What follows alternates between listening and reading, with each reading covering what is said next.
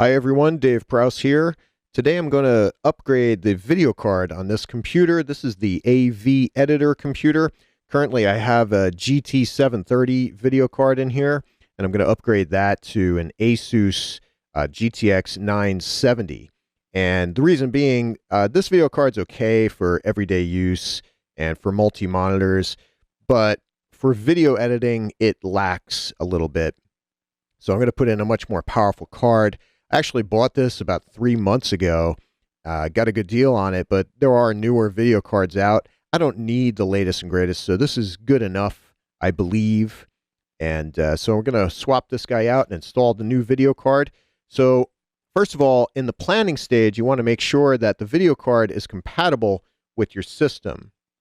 And you want to make sure that it meets the specs and make sure your motherboard meets the specs for the video card.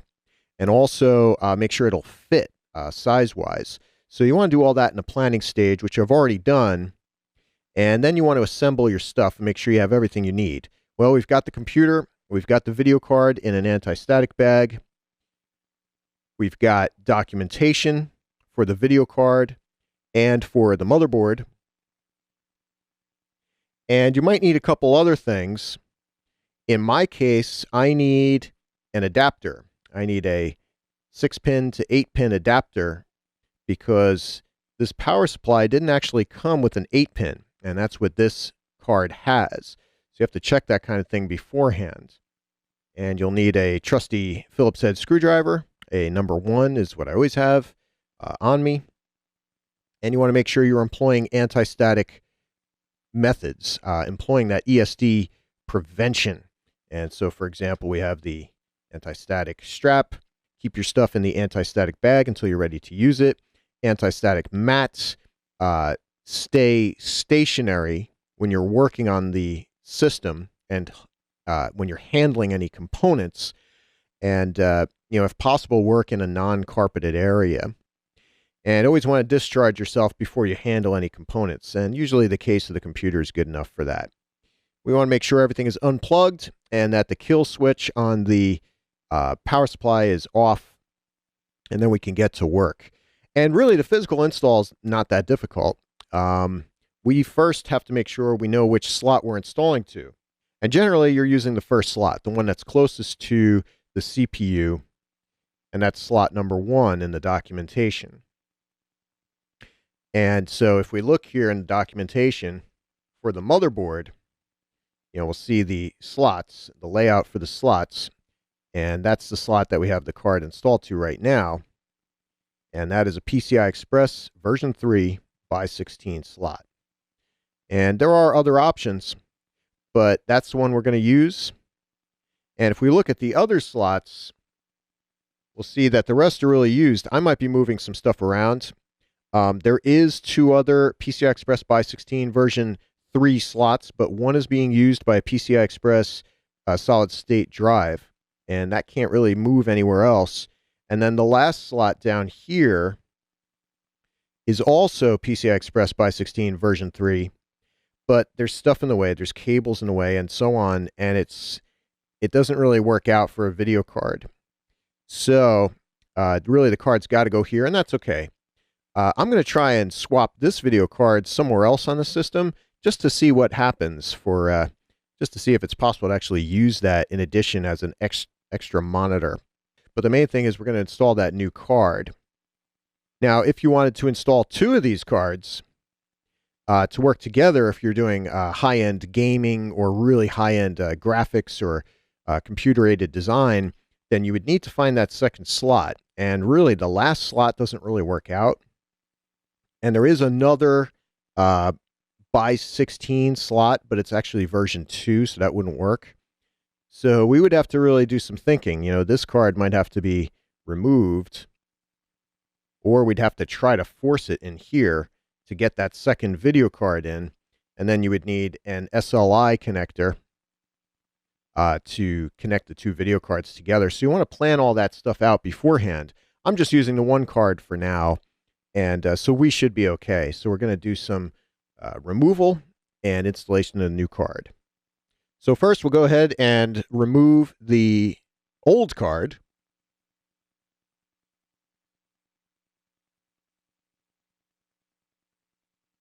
Take out the screw for that guy. Hold on to that because we'll need that. Touch the chassis before we actually remove the card. Okay, once we get that screw out, we're going to want to pull the card straight out with both hands using equal pressure, pulling up. But quite often you'll have a tab underneath the card that you may need to push down on PCI Express slots. So we'll find that tab, and you don't want to touch the motherboard here. So if you need to, use a wooden trim stick or something. But we're going to push that down, and then we should be able to pull the card out. Straight out. Okay, and there's our GT730. Sounds good. We'll put this to the side and in an anti-static bag. Okay, next, this card actually takes up 2 slots. So we have to remove a second slot cover. And that's okay. We're not using that guy. That's a by 1 slot that we're not using. And that's why they usually put a by 1 slot there, because they know that the video cards are big, and chances are it'll cover up that slot. Pull that slot cover out, put that to the side, and I usually put that kind of stuff in the motherboard bag, or the motherboard box that came with the motherboard when I built the system. Hold on to all those parts. So we need those 2 slot covers open. And we'll take the card out of the bag. First, touch the chassis. And we're going to try not to touch any circuitry or the card itself or the, here. Don't want to touch any of that stuff. And we'll put this in position.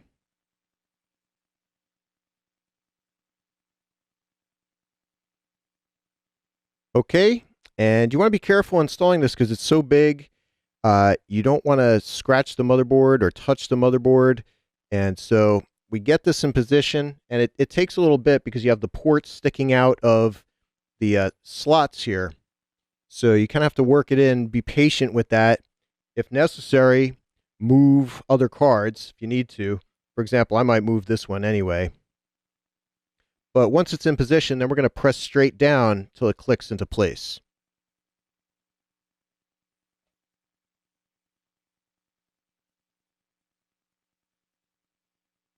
Okay, and there we go. There's a little bit of space over the south bridge here. And we've got space between it and the CPU and the RAM. It looks good. The only thing I might do is swap this out, but I might be moving some of these cards around anyway to try to get that old card in just to see if it'll work. Next, we put the screws in to hold it into place.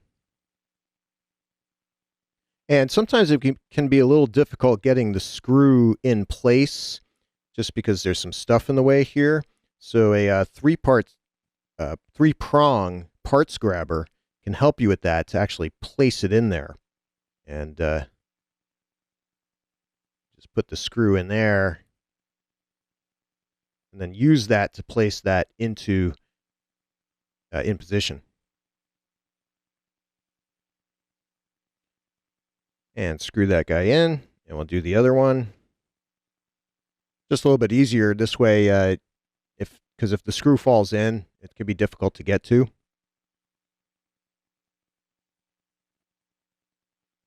Screw that guy in. All right. Good to go with that. Now we need to supply power to this guy, and we have the 8-pin right here. Now, as I mentioned, this power supply doesn't come with an 8-pin connector. It supplies you with a 6-pin connector, so we need an adapter for that as well. And that's going to be this guy. Put the adapter to the side, and we're going to plug in the red end of this into the power supply where it says PCI Express, and that's usually color-coded red as well. Okay, plug that in until it snaps into place.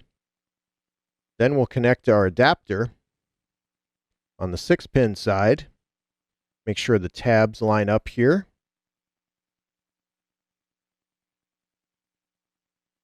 That snaps in place. and then the 8-pin into the video card. And usually the tab is over here on this side. So we're going to go straight down like this. Snap that in. Make sure it's flush. And it looks good. Now, if you can, when you're doing your planning for your system build, you want to try to have a power supply that does 8-pin, especially nowadays. It's just when I built this about a year ago, this particular power supply, it was exactly what I wanted, except for that 8-pin, which I didn't need at the time, but now I do, so the adapter is required, which usually works fine. So we'll tuck this in for now, and I'll do a little bit more cable management later. But now the physical installation is finished. This is the video card we will now use. I might do a little swapping to try to get the old video card in just to see what happens with it. But now we're going to move on to the software side with the driver installation, check it out in the device manager, and do a little benchmarking with it and compare it to the old card. Okay, so I closed up the computer and plugged everything in and booted it up. And after about half a minute, the video showed up on the screens. And so we're looking good. Let's bring up the device manager. And again, this is Windows 10, and it automatically installed the drivers. Let's look at display adapters, and we'll see both video cards here. And so it installed the drivers for the GTX 970 automatically. Now, I may decide to download the latest drivers, and we just search for the card, and here it is, the GTX 970. And we'd go to support, go to drivers and tools, select the OS, Windows 10, 64-bit, and so on. Download the latest driver from there. Now, something I didn't show is the ports on this guy. And let's go to the gallery. And here you see the ports on the side, or on the back, if you want to put it that way. And we have two DVI ports, and those are the two that I'm using with this card. I have two 24-inch Dell monitors connected to these DVI ports in a multi-monitor setup. And I'm only screencasting off of one of those right now. But it also has an HDMI port and a display port if you wanted to use those. I'm going to test that and see how that goes. So here's what I want to do. I'm in the device manager here, and I'm showing both video cards. I want to use both. And here's why. First of all, I'm going to use the GTX 970, and that's going to go out to 3 monitors. In fact, it is going out to 3 monitors right now. 2 of them are DVI connections, and those are going out to 24-inch Dell monitors, and that's where I do a lot of my work. The third one is going to a display port connection, and that's going to an Asus 24-inch. Now, the Dell monitors run at resolution 1920 by 1200, but the Asus runs at 1920 by 1080p. And so that's the 1080p monitor that I'm going to use when I'm editing. If I'm editing video, that'll be my viewing window, and it'll also be what I record and what I record from as far as screencasts go. And, the beauty of this is it's in a 16 by 9 aspect ratio, whereas these, that's a different aspect ratio altogether. These are great for working. These are great for video, for watching what you're editing, and for watching video and recording video, and of course also gaming. And so I had to go out and get myself a Asus monitor for that, so I can run the tri-panel system. And it's actually, I've already set it up. It's working very well. And all 3 monitors connected to that guy simultaneous works great. But the GT730, I still have that in here, and I'm going to use that too. That's going out via HDMI to a splitter. And the splitter is going out to a second HDMI monitor, secondary HDMI monitor, and also to a video capture box, which then goes out to another system, and that computer will record that system, And really the reason I'm doing that is so I can record the UFI, meaning the BIOS, from that system. To do that, I have to disconnect all the video connections from this guy and connect this guy. And basically what I'll do until I need that, I'll probably disable this guy, the 730, in the device manager and disconnect the cable so that there isn't any type of conflict or confusion, and normally just use these. And there's a couple reasons for that, but generally if you're in the UEFI or the BIOS, you can't record from the system that you're at because you're not in the operating system. So I have to split it and run a video capture to another system. That's another whole thing that you probably won't be involved with, but who knows? And that's my solution for that guy. That's going out to another computer. That's actually a Media PC, which acts as my Pro Tools rig for audio. And so that can also run Camtasia and other programs to capture the screen and capture what I do in the BIOS step by step in real time. So both video cards in there, there's no problem. I've tested with heat. I've tested thermally and also within the UEFI and within Windows, and everything looks good. The card and also the power adapter that I had to use, everything looks good there. So that's basically what I want to do with this whole rig, and it's working pretty well so far. And if we minimize this guy and go to our display settings, I'll bring up that window. You can see the 3 monitors that I'm using right now. This is the Dell 24-inch running at, I'll go to advanced here to show it. This is a Dell 24-inch running at 1920 by 1200. This is the other Dell 1920 by 1200. And you can see this in the photo that I'm showing as well right now. And in the middle, we've got that Asus monitor right now running at 720p, just so I can screencast it and show everything a little bit bigger. But normally I'll run it at 1080p. And that's the setup. And if you don't see one of these monitors, for example, if you connect an HDMI or something else and it doesn't show up right away, well, you want to check and make sure it doesn't say disconnect this display. If the monitor is showing as a dark gray, not this gray color, but darker, then it's probably disconnected. It's probably set to this, and you just have to click it to select it, and then select extend desktop to this display, and then you'll be able to see that guy. So the whole video system looks pretty good. Let's go ahead and benchmark it. Really, I'm going to benchmark the whole system, and I'm using Performance Test 9.0 here. I have a couple other programs, but we'll run this.